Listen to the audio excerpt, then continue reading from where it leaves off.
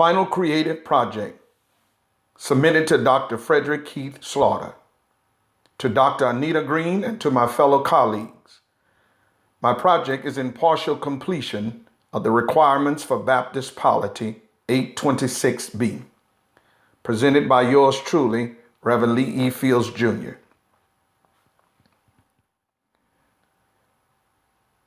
My topic is New Orleans Black Baptist and the traditional jazz funeral, a second line celebration. When I die,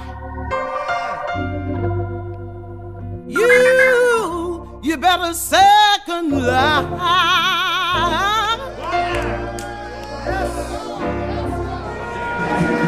Funeral celebrations dates back to Africa. In this video, you find women of a village gathered around one of their deceased sisters, fanning her and celebrating through song as they sing Goodbye, Africa.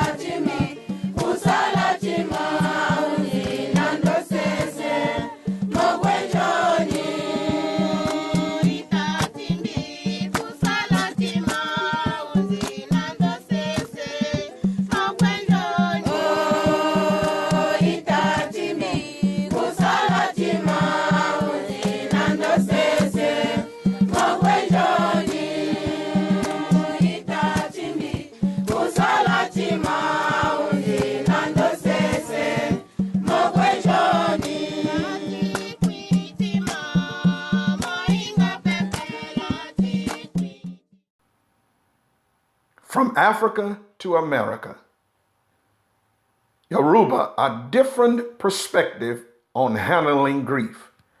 Yoruba people see death as a time for remembrance and celebration of the deceased, particularly the Islamic Yoruba. They spend a considerable amount of time planning said celebration as they believe that the deceased has simply moved on to another plane of life and are still with their loved ones every day. The 7th day marks the end of the celebration. Family and friends parade through the town celebrating their success in performing the burial celebration. They make sure to travel to each compound where they believe the spirit of the departed is expected to stay. This officially ends the celebration of the passing of the departed. One of the most distinguished aspects of New Orleans culture is the jazz funeral, celebrated by many cultures, but greatly amongst Black Baptists. Architect Benjamin Henry Latrobe noted in 1819 that New Orleans jazz funerals were peculiar to New Orleans, alone among all American cities. The late jazzman Danny Barker, writing in his book Bourbon Street Black, noted the funeral is seen as a major celebration. The roots of the jazz funeral date back to Africa, as far back as the 17th century, where Yoruba of Nigeria, West Africa, were laying the foundation for one of today's most novel social practices on the North American continent, the jazz funeral. It is to be noted that in America, during slavery, it was against the law for blacks to give their loved ones a decent funeral and a proper burial. In the early years of slavery, they were prohibited from gathering together in any form. Slaves could not assemble nor meet in a group at all, and this was for fear that they would revolt against their masters. If they broke the law, slaves were beaten or killed. The deceased slave was usually buried without ceremony on non-crop producing land in unmarked graves, sometimes dug by the slave children too young to work in the fields. Therefore, the first African Americans were denied the opportunity to mourn their loved ones together and were not given a chance to publicly celebrate a life that was once lived. But when a member of the master's family died, house slaves were given the responsibility of washing, preparing, and dressing the dead. They also had to plan the repast, the gathering of family and friends after the funeral. Eventually, slave rebellions occurred, and slave owners were forced to make changes and concessions in order to keep the peace. They began to allow families to live together, but this did not stop them from separating and selling them if they chose to. From liberation to celebration. Death is a form of liberation. The Negroes sing songs with the expectation of now being free from life's perils, problems, and pain that has been their lifelong fate. Here in this iconic clip of a movie that was entitled Imitation of Life, one of New Orleans natives and daughters of the city, Mahalia Jackson, sings a moving song that speaks about the liberation of a person who has now gone on to be with the Lord. Soon I will be done with the troubles of the world. Of the world, trouble, Lord, of the world, out sooner will be done. Trouble, Lord, of the world, I'm going on the lead with God. No more weeping and waiting, no more weeping and wailing, no more weeping and wailing. I'm going home to live with my Lord. Sooner will be done. My trouble of this world, oh, my trouble in this world, Lord, my trouble in this world, Lord, how sooner will be done.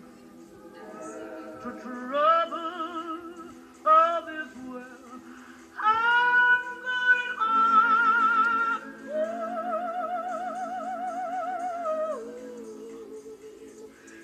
to live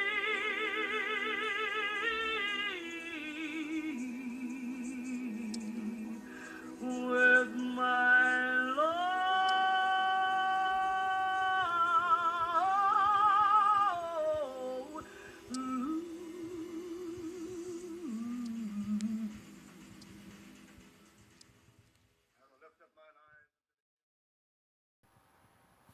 As Baptists, we celebrate death through song, through the preaching of the gospel, and through dance.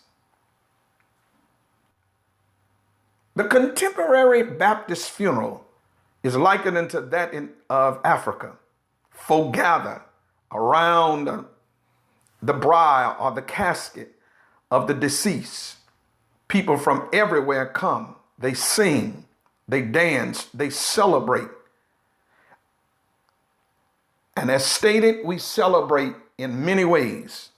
We celebrate through song, we celebrate through the preaching of the gospel, and we celebrate through dance.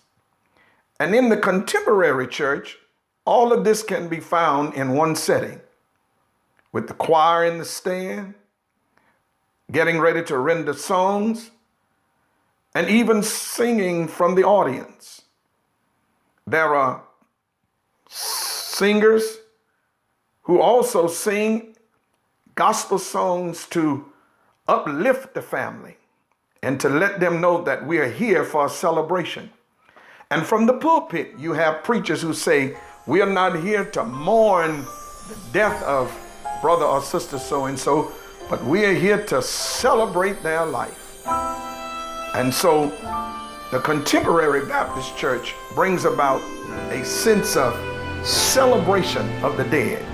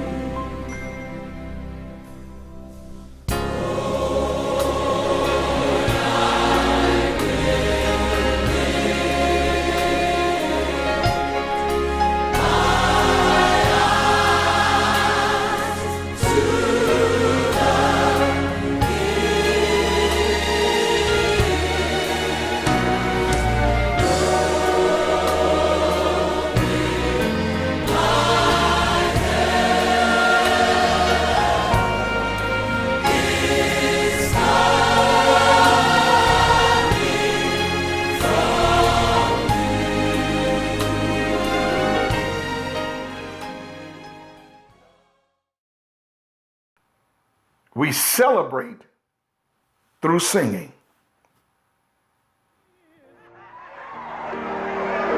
To the house where I used to live, the grass had grown up and it covered the door. Then someone across the street asked me, whom do you see?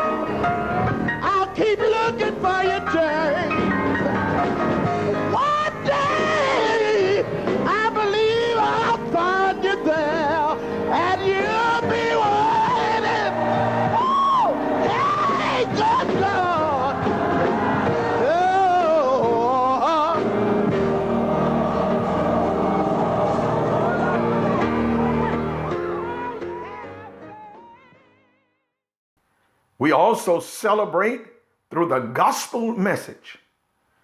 Here is one of my grandfather's good friends who now lies in repose, the late Reverend Dr. C.L. Franklin. His service of celebration is now in the hands of one of Atlanta's most noted pastors, the Reverend Jasper Williams. Listen now as he closes out the funeral celebration of the Right Reverend Dr. C.L. Franklin, the father of Aretha Franklin, one of Detroit's great Black Baptist preachers. I'm not here talking no good. Thank God I got the last word to say. I don't do so. I'm here you saying.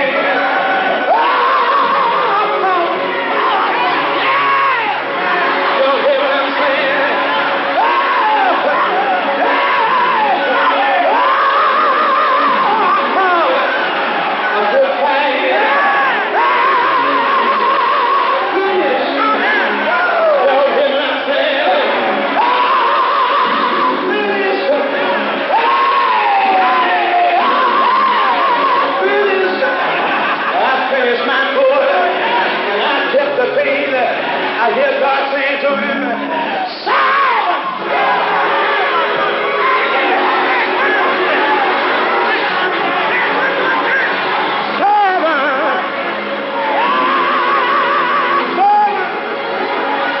can I say it just one more time?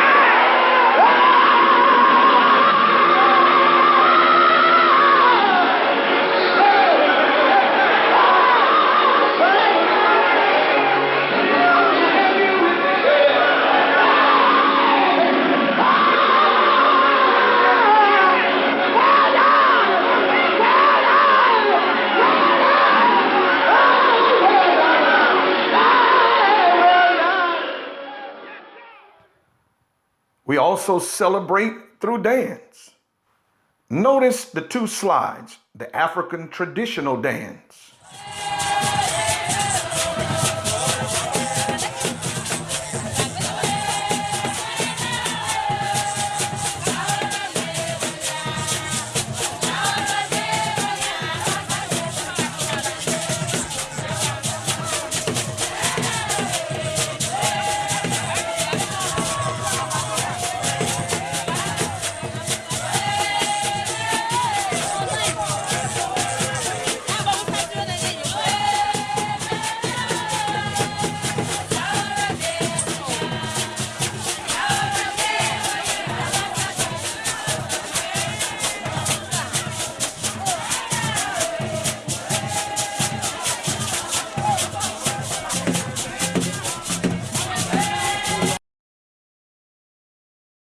And also note the American Contemporary New Orleans Jazz Funeral. In this clip, one of New Orleans' sons, Tuba Fat, a rather heavy-set guy who played tuba in a brass band in New Orleans, has now transitioned this life. And like that of the villages in Africa, people from everywhere have now come to celebrate the life of Tuba Fats. Listen now and witness a New Orleans jazz funeral.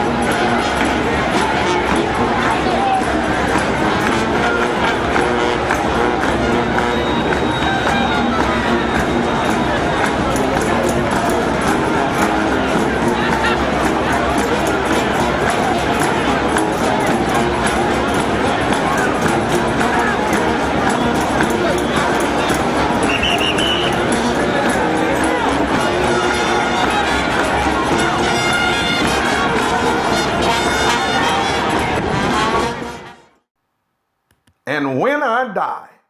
Hallelujah, by and by. That's the theme of many people in New Orleans who say that when they die, don't mourn over me, but have a good time over me. And when do we do it? We do it for all types of people. We do it for folk, young and old, rappers and gospel singers, preachers and politicians. It's a time of celebration. So the question is, what is a jazz funeral? A jazz funeral is a common name for a funeral tradition with music which developed in New Orleans, Louisiana. The term jazz funeral was long in use by observers from elsewhere, but was generally disdained as inappropriate by most New Orleans musicians and practitioners of the tradition. The outline of a jazz funeral is as thus. At church, soft music is played outside of the chapel as the family and guests arrive for the service. And then at church, after services, band plays as casket is leaving the church to the cemetery. And then at the cemetery, the band plays slowly as the casket arrives at the grave. And then at the burial spot, the band plays Amazing Grace just before the service started. And then after the burial, the band plays a second line song to celebrate the release of the soul into heaven. And then at the repast, the band plays music that will lead folk into participating in second lining dancing as they celebrate the life of the deceased. And it is also a time for the family and friends of the deceased to release any embedded or internal problems that they may have through dance and song. It's a time of dance and celebration. These are the points of what a jazz funeral is all about. In a traditional jazz funeral, the band meets at the church or the funeral parlor where the dismissal services are being conducted. And after the service, the band leads a procession slowly through the neighborhood to the cemetery. And at the conclusion of the interment, the band leads the procession from the graveyard without playing. But once they reach a respectable distance, the lead trumpet sounds a two-note preparatory riff to alert his fellow musicians that it's time to celebrate.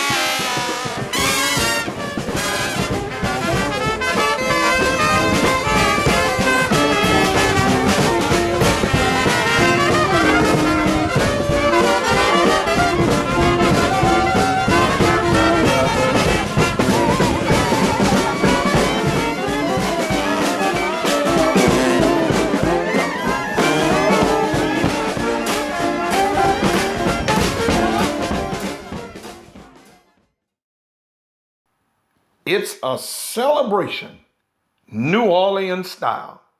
And brothers and sisters, if you hear of my homegoing, don't worry about me, because it will be a time of celebration, New Orleans style.